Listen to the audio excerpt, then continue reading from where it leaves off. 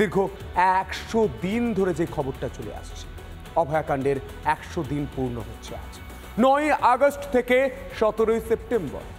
100 দিন পেরিয়ে এখনো মেলেনি বিচার। বিচারের দাবিতে সাইকেল র্যালি, পথ দখল করে নীরবতা পালন, বিচার না মেলা পর্যন্ত আরও জোরদার লড়াইয়ের ডাক চিকিৎসক থেকে আম জনতা। দেখুন,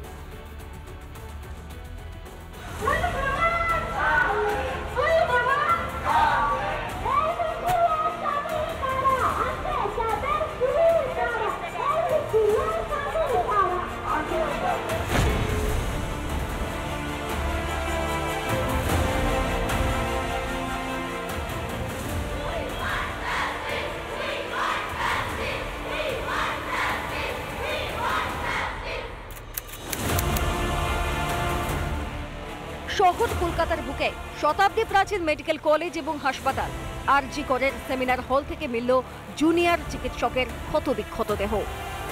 36 ঘন্টা টানা ডিউটি করা জুনিয়র চিকিৎসক অভয়াকে ধর্ষণ করে খুনের অভিযোগ।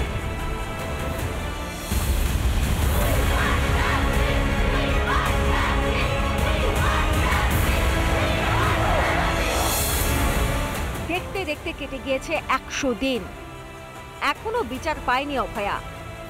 আন্দোলন, প্রতিবাদ, বিক্ষোভ থেকে আমরণ অনশন। জুনিয়র চিকিৎসকদের দাবি আদায়, নাছোড় লড়াইয়ে কাঁধে কাঁধ মিলিয়ে লড়াই আম জনতারও। অভয়ার বিচার চেয়ে একাধিক কর্মসূচি অভয়া মঞ্চের। বিচার চেয়ে সোদপুর থেকে 100টি সাইকেল নিয়ে এক র্যালির আয়োজন করা হয়।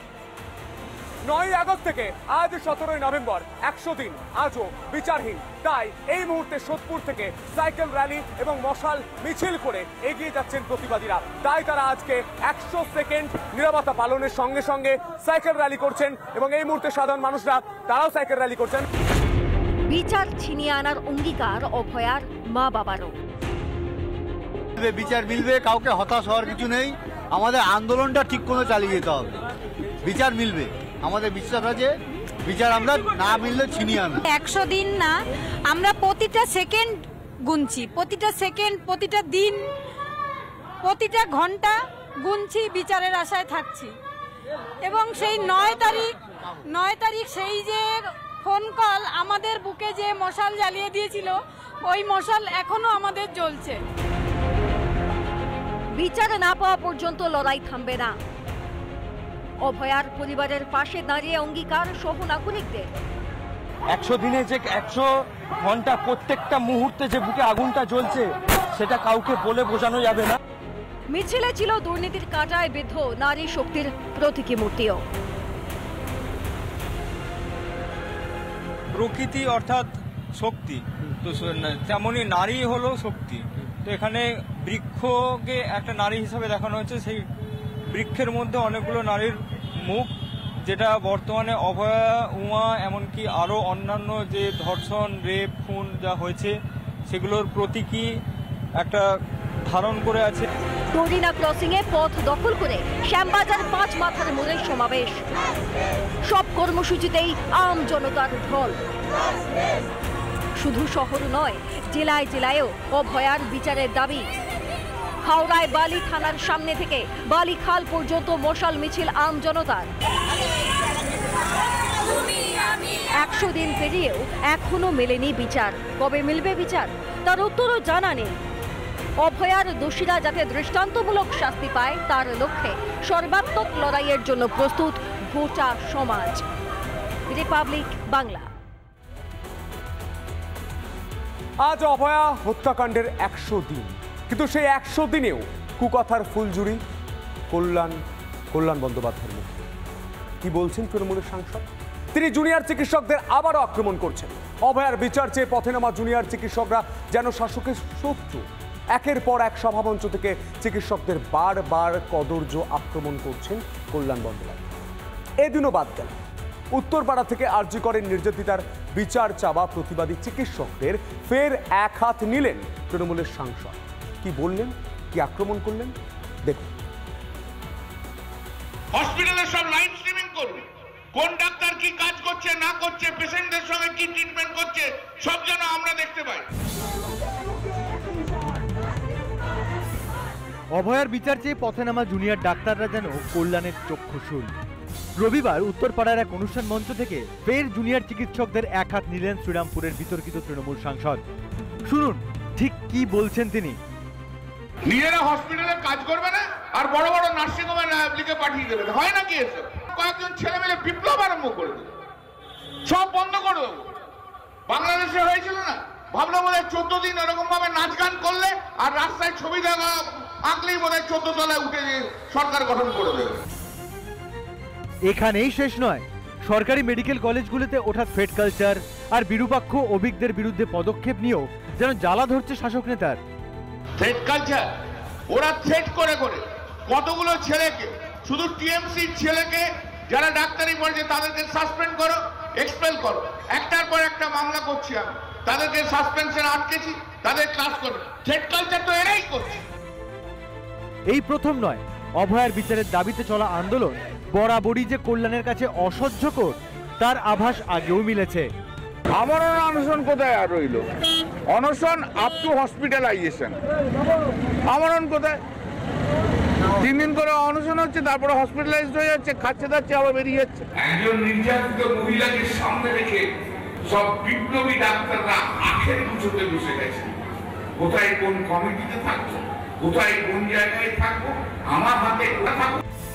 প্রতিবাদ আন্দোলন, অন্যায়ের বিচার চাওয়া যেন শাসক দলের কাছে অপছন্দের।